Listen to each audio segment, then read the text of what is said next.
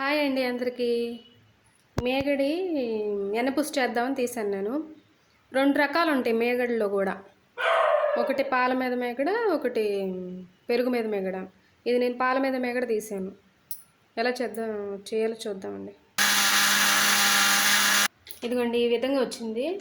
కొంచెం నీళ్ళు ఎక్కువే తీసుకోవాలి, తక్కువ తీసుకుంటే పెరిగెళ్ళి అయిపోయింది కాబట్టి ఎక్కువ తీసుకుంటే ఇలా వచ్చింది.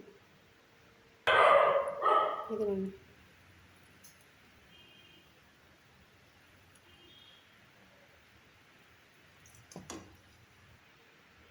ఈ మిగిలిపోయిన మజ్జిగ ఉన్నాయి కదండి, ఇవి మొక్కలకు పోసినా కూడా మంచిదే.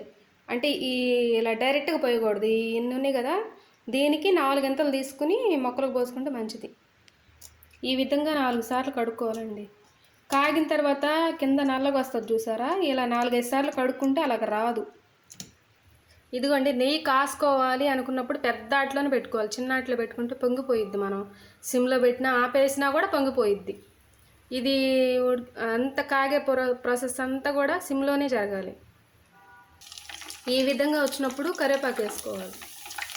కరివేపాకు కాకపోతే ఈ మెంతులు మీ ఇష్టం, మెంతులు కూడా వేసుకోవచ్చు. కాసేపు ఉంచుకుని ఒక 5 మినిట్స్ ఉంచుకుని ఆపేసుకోండి.